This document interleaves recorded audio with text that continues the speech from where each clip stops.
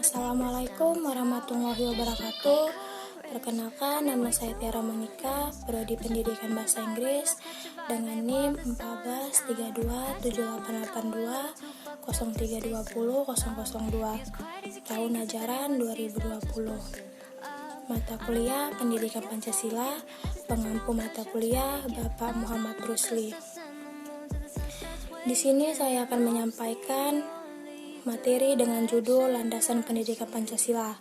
Baiklah, mari kita mulai materinya. Pendidikan Pancasila terbagi menjadi beberapa landasan. Yang pertama, landasan historis. Yang kedua, landasan kultural. Yang ketiga, landasan filosofis. Dan yang keempat, ada landasan yuridis. Baiklah, saya akan menjelaskan satu persatu dari keempat landasan tersebut. Yang pertama, landasan historis. Berdasarkan dari landasan historis, Pancasila dirumuskan serta memiliki satu tujuan yang digunakan sebagai dasar negara Indonesia. Proses perumusannya tersebut juga diambil dari nilai-nilai pandangan hidup masyarakat. Setiap bangsa tentu memiliki ideologi dan pandangan hidupnya masing-masing, alias berbeda, yang mana diambil dari nilai hidup serta berkembang di bangsa itu sendiri. Pancasila digali dari bangsa Indonesia yang memang sudah tumbuh serta berkembang semenjak lahirnya bangsa Indonesia. Oleh para pendiri bangsa kita, dirumuskanlah dengan sederhana, namun memiliki arti yang begitu mendalam, yang mana mampu meliputi sebanyak 5 prinsip sila yang diberi nama dengan Pancasila. Indonesia merancang dasar negara yang justru bersumber pada nilai-nilai yang telah tumbuh, hidup, dan berkembang di dalam kehidupan masyarakat dan bangsa Indonesia. Nama Pancasila itu sendiri diberi oleh salah seorang penggagasnya, yakni Insinyur Soekarno, yang ada pada pidatonya terdapat pada tanggal 1 Juni 1945 dalam persidangan Badan Penyidik Usaha Badan Kemerdekaan Indonesia, yang menjadi saran dan petunjuk seorang temannya yang ahli bahasa. Kesimpulannya, landasan historis memiliki arti Pancasila yang didasarkan pada sejarah bangsa Indonesia itu sendiri. Nilai-nilai Pancasila yang berhasil didapat itu berasal dari bahasa Indonesia sendiri, sehingga bangsa Indonesia tidak akan pernah bisa dipisahkan dengan nilai-nilai Pancasila. Yang kedua, landasan kultural. Pancasila menjadi salah satu pencerminan budaya bangsa, sehingga harus bisa diwariskan kepada generasi penerus atau generasi selanjutnya. Secara kultural, unsur-unsur Pancasila terdapat dalam adat istiadat, tulisan, bahasa, slogan, senian, agama, kepercayaan, kebudayaan dalam negara Indonesia secara umum. Pandangan hidup dalam suatu bangsa merupakan salah satu hal yang memang tidak boleh dipisahkan dengan kehidupan dari bangsa itu sendiri. Suatu bangsa yang tidak memiliki pandangan hidup merupakan bangsa yang memang tidak memiliki kepribadian serta jati diri, sehingga bangsa tersebut menjadi mudah terombang-ambing dari berbagai macam pengaruh yang berkembang dari luar negerinya. Pancasila di sini memiliki sifat yang terbuka, sehingga bisa mengadaptasikan dirinya dan terhadap perkembangan zaman. Di samping mempunyai dinamika internal secara selektif dalam proses adaptasi yang dilakukan.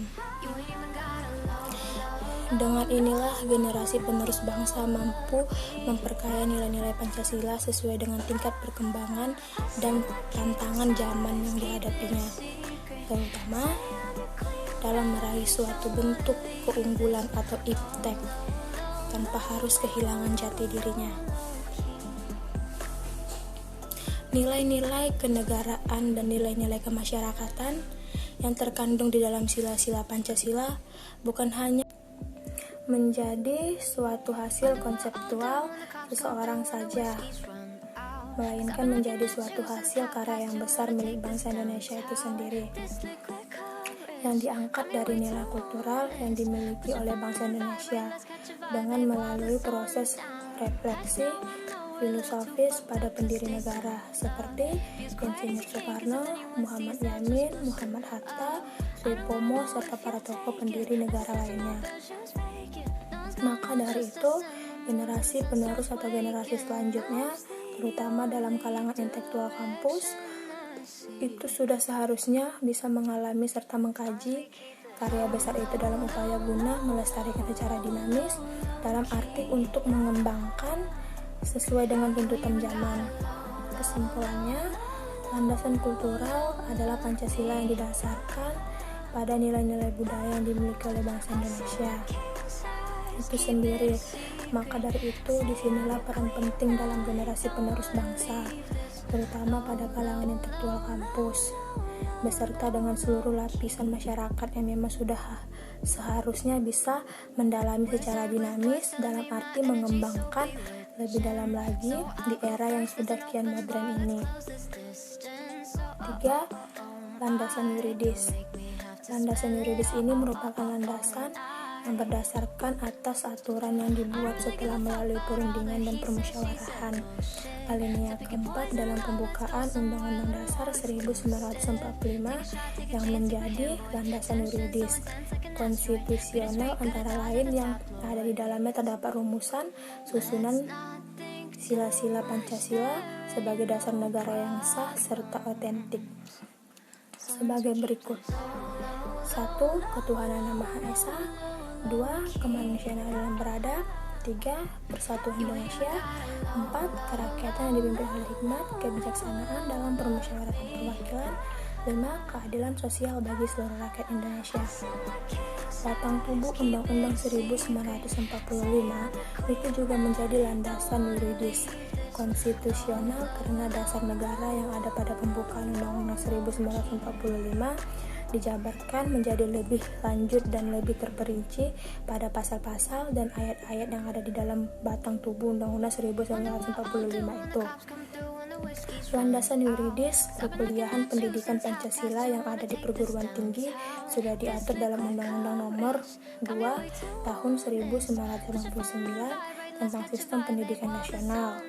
Pasal 39 yang menyatakan isi kurikulum setiap jenis jalur jenjang pendidikan wajib memuat pendidikan Pancasila, pendidikan agama, dan pendidikan kewarganegaraan. Kesimpulannya, landasan yuridis adalah menyelenggarakan pendidikan Pancasila yang didasarkan dalam perguruan tinggi yang didasarkan dalam ketentuan-ketentuan hukum yang berlaku di Indonesia. 4. Landasan filosofis. Landasan filosofis bersumber dari adanya pandangan-pandangan dalam filsafat pendidikan, menyangkut keyakinan terhadap hakikat manusia, keyakinan mengenai adanya sumber nilai, hakikat, pengetahuan dan mengenai kehidupan yang lebih baik dijalankan. Secara filosofis, bangsa Indonesia belum mendirikan suatu negara, merupakan bangsa yang berketuhanan dan berkemanusiaan, yang mana hal ini berdasarkan dari keyakinan objektif jika manusia ini merupakan makhluk Tuhan Yang Maha Esa. Syarat mutlak dari suatu negara ialah adanya persatuan yang terwujud sebagai rakyat, sehingga secara filosofis negara persatuan dan berkerakyatan konsekuensinya rakyat menjadi dasar ontologi demokrasi, karena memang rakyat ialah asal mula kekuasaan negara atas dasar pengertian filosofis. Itulah maka dalam hidup bernegara nilai Pancasila menjadi dasar filsafat negara. Kesimpulannya, nilai-nilai Pancasila menjadi dasar filsafat negara, maka dalam aspek penyelenggaraannya, negara harus bersumber terhadap nilai-nilai Pancasila, termasuk juga sistem perundang-undangan yang ada di Indonesia. Hanya itu yang dapat saya sampaikan. Terima kasih. Wassalamualaikum warahmatullahi wabarakatuh.